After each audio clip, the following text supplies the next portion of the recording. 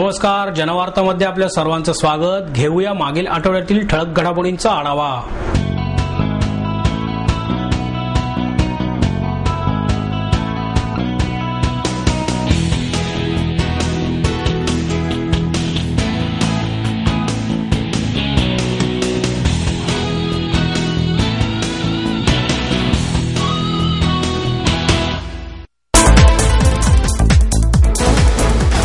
नागरिकांचा विरोध असताना लादण्यात येणाऱ्या हेल्मेट सक्ती विरोधात हेल्मेट सक्ती विरोधी कृती समितीची स्थापना करण्यात आली।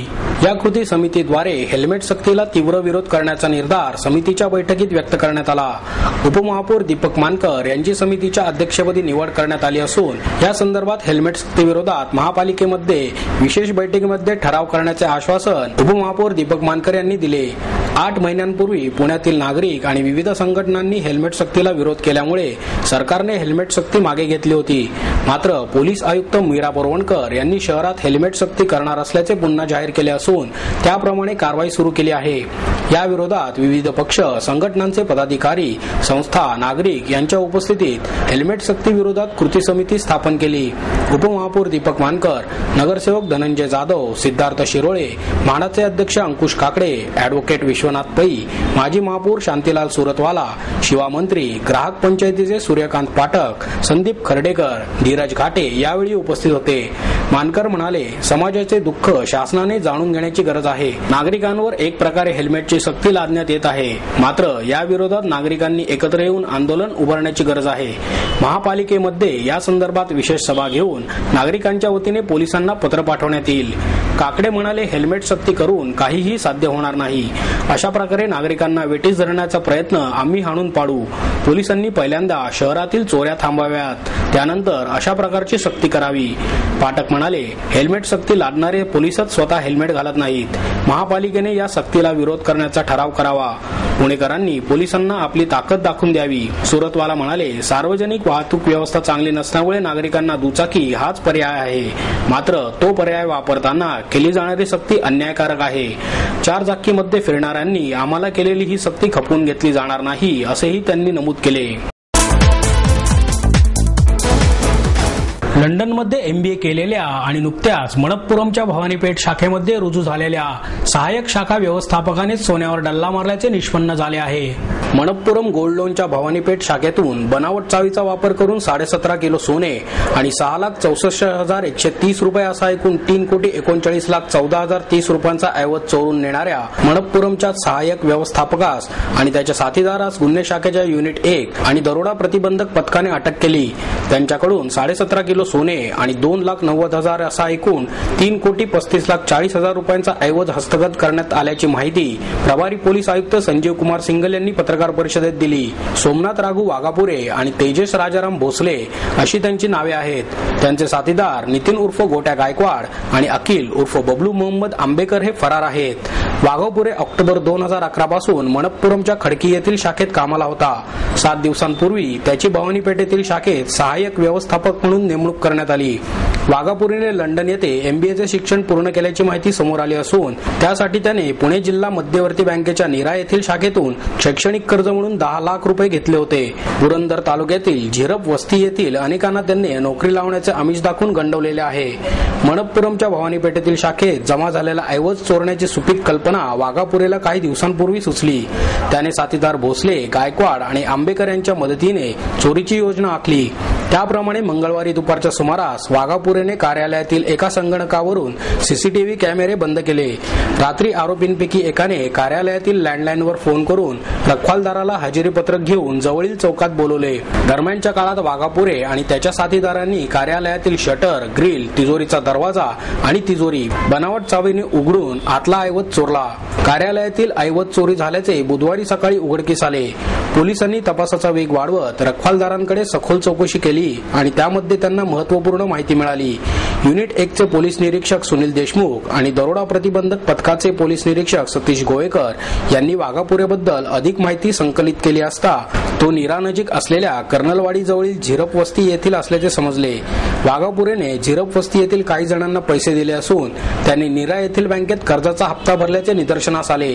वाघापुरे आणि त्याच्या साथीदारांनी चोरी केल्याचे त्यावरून शिक्कामोर्तब झाले. गुन्हे शाखेचे अतिरिक्त आयुक्त अनंत शिंदे, उपायुक्त राजेश बनसोडे यांच्या मार्गदर्शनाखाली युनिट 1 चे निरीक्षक सुनील देशमुख, दरोडा प्रतिबंधक पथकाचे निरीक्षक सतीश गोवेकर, सहाय्यक निरीक्षक दत्ताराम बागवे, संतोष जगताप आणि महिला कर्मचारी सुनीता दामसे यांच्या पथकाने आरोपींना अटक करून ऐवज हस्तगत केला. आरोपींनी त्यांच्या नातेवाईकांकडे काही ऐवज ठेवला होता, तो हस्तगत करण्यात आल्याचे प्रभारी आयुक्त सिंघल यांनी सांगितले. आरोपींनी बनावट चाव्या सातारा जिल्ह्यात तयार केल्याचे पोलिसांच्या तपासात समोर आले आहे. पूर्व वैमनस्यातून सराईत गुन्हेगार रंग्या उर्फ रंगनाथ जाधव याच्यावर दोघांनी गोळीबार करण्याची घटना काशीवाडी झोपडपट्टीत घडली. या गोळीबारातून रंग्या थोडक्यात बचावला.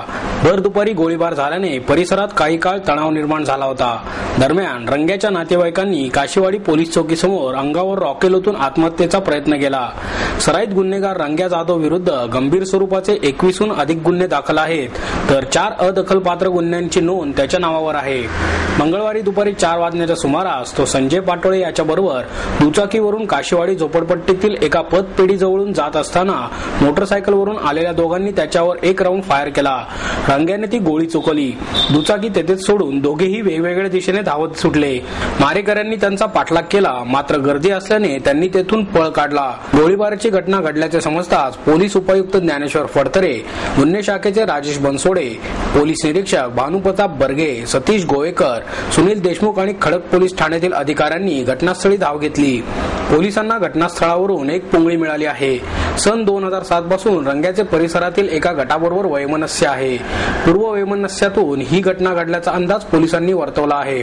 मारेकऱ्यांच्या मोटरसायकलचा नंबर आणि त्यांची नावे निष्पन्न झाल्याचे पोलिसांनी सांगितले. त्यांचा शोध घेण्याचे काम रात्री उशिरापर्यंत सुरू होते. गोळीबार झाल्यानंतर रंग्या जाधवच्या नातेवाईकांनी काशीवाडी पोलीस चौकीसमोर गर्दी केली.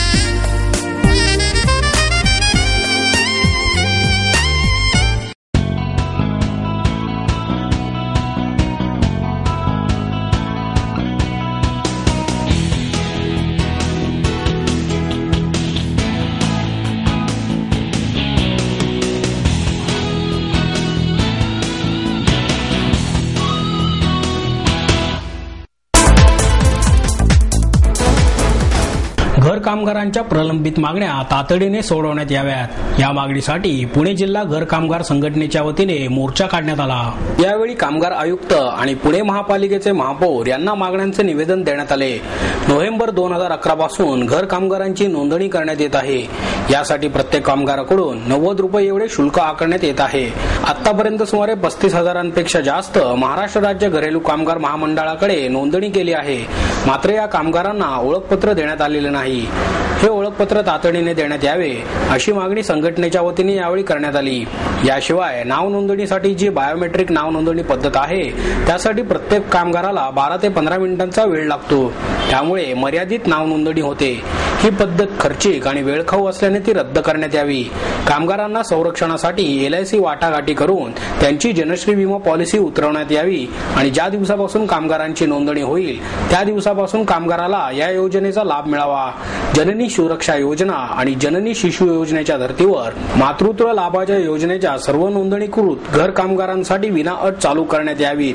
या आणि अशा मागण्या यावेळी करण्यात आल्या. यावेळी पुणे जिल्हा घर कामगार संघटनेच्या अध्यक्षा किरण मोघे यांनी आम्हाला ठोस आश्वासन देण्यात यावे आणि या संदर्भात शासनाने तातडीने पावले उचलावीत अशी मागणी केली. तसेच 3 महिने होऊनही घर कामगारांना मंडळाकडून एकही लाभ मिळाला नसल्याचेही त्यांनी सांगितले. यावेळी मोलकरणी पंचायतीचा शारदा वाडेकर, अजित अभ्य अभ्यंकर, घरेलू कामगार मंडळाचे सुनील शिंदे उपस्थित होते. महापालिकेच्या मुख्य भवनापासून कामगार आयुक्त कार्यालयापर्यंत या मोर्चाचे आयोजन करण्यात आले होते. पुणे जिल्हा घरकाम संघटनेचा महिलेला पेन्शन, घरकाम करणाऱ्या मोलकरींना पेन्शन, घरकाम करणाऱ्यांना मोलकरींना पेन्शन, हम सब आम्हाला पेन्शन, आम्हाला पेन्शन. जिल्हा मोलकरीण पंचायतीचा, पुणे जिल्हा कृती समिती, घरकाम करणाऱ्या महिलांचा हम सब आम्हाला विमा संरक्षण, गावाला पेन्शन, पेन्शन आमच्या हक्काची,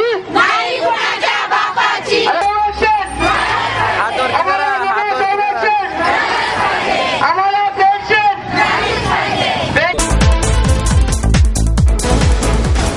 केळकर आणि लक्ष्मी रस्त्यावरील चक्राकार एकेरी वाहतूक सोमवारपासून सुरू करण्यात आली. केळकर आणि लक्ष्मी रस्ता तसेच टिळक चौकातील चक्राकार एकेरी वाहतुकीसाठी वाहतूक पोलिसांनी केळकर रस्त्यावर काकासाहेब गाडगीळ पुतळ्याजवळ तसेच गरुड गणपती चौकात लोखंडी बॅरिकेड्स लावले होते. नव्या योजनेची माहिती देणारे फलकही त्यांनी लावले आहेत. केळकर रस्त्यावरून झेड ब्रिजवर उजवीकडे वळण्यास सुरुवातीला बंदी घालण्याचे पोलिसांनी जाहीर केले होते, परंतु वाहन चालकांना अडवण्यात आले नाही. त्यामुळे परिसरात कोंडी झाली नव्हती. मात्र नव्या बदलाची माहिती नसल्यामुळे सकाळी आणि दुपारी वाहन चालक रस्त्यांवर रेंगाळताना दिसत होते. रस्त्यावर वळणाऱ्या वाहनांमुळे काही वेळा कोंडीही होत होती. टिळक चौकातून वळण घेऊन झेड ब्रिजच्या दिशेने जाण्यासाठी तुलनेने मोकळा रस्ता असल्याचे दिसून आले. ही योजना सध्या प्रायोगिक स्तरावर राबवण्यात येत असून 15 दिवस अंमलबजावणी केल्यावर अंतिम निर्णय घेण्यात येईल, असे पांढरे यांनी स्पष्ट केले. लक्ष्मी आणि केळकर रस्त्यावरील दुकाने सोमवारी बंद असतात. त्यातच रिक्षांचा संप होता. सायंकाळी पाऊस आल्याने रस्त्यावर दिवसभर फारशी वाहतूक नव्हती. त्यामुळे मंगळवारपासूनच या योजनेचे नेमके चित्र स्पष्ट होणार आहे. विविध मागण्यांसाठी रिक्षा चालकांनी पुकारलेल्या बंदमुळे सामान्य नागरिकांचे अतोनात हाल झाले. वाढती महागाई आणि राज्य शासनाने नव्याने केलेली इलेक्ट्रॉनिक मीटर सक्तीच्या विरोधात राज्यातील रिक्षा चालक मालकांनी सोमवारी राज्यव्यापी बंद पुकारला होता. एसटी आणि टॅक्सीच्या भाड्याप्रमाणे वाढ न करता रिक्षांची हद्द लक्षात घेऊन भाडेवाढ करावी, भाडेवाढीचे सदोष सूत्र रद्द करावे, अनावश्यक विमावाढ कमी करावी, इलेक्ट्रॉनिक मीटर सक्तीही मागे घ्यावी किंवा रिक्षा चालकांना इलेक्ट्रॉनिक मीटर मोफत द्यावे, अशा विविध मागण्या रिक्षा संघटनांनी केल्या आहेत. या मागण्यांच्या पूर्ततेसाठी सोमवारी लाक्षणिक बंदचा निर्णय घेण्यात आला. यामुळे नागरिकांना प्रचंड त्रास सहन करावा लागला. दरम्यान मागण्यांसाठी शहरातील विविध रिक्षा संघटनांकडून जिल्हाधिकारी कार्यालयावर निषेध मोर्चा काढण्यात आला. रिक्षा पंचायतीचे अध्यक्ष डॉ. बाबा आढाव, नितीन पवार यावेळी उपस्थित होते. भाडेवाढीचे सूत्र हे सदोष आहे. वाढती महागाई आणि जीवनमान यांचा विचार करून भाडेवाढ करावी. राज्यातील 15 लाख रिक्षा चालक मालकांची ही मागणी आहे. त्यामुळे त्याकडे गांभीर्याने पाहावे. इलेक्ट्रॉनिक मीटर बाबतही राज्य शासनाची भूमिका अव्यवहार्य आहे, असे यावेळी डॉ. बाबा आढाव आणि नितीन पवार यांनी सांगितले. रिक्षा चालकांच्या मागण्यांचे निवेदनही निवासी उपजिल्हाधिकारी अनिल पवार यांना यावेळी देण्यात आले. महाराष्ट्र रिक्षा सेना आणि पुणे शहर जिल्हा काँग्रेस रिक्षा संघटनेचे पदाधिकारी आणि चालकही यात सहभागी झाले होते. हा बंद यशस्वी झाल्याचा दावा नितीन पवार यांनी केला. शहरातील सर्व संघटना या बंदमध्ये सहभागी झाल्या होत्या. मात्र काही ठिकाणी खासगी वाहतूक सुरू होती. पिंपरी चिंचवड परिसरात बंदला संमिश्र प्रतिसाद मिळाला, असेही त्यांनी यावेळी सांगितले.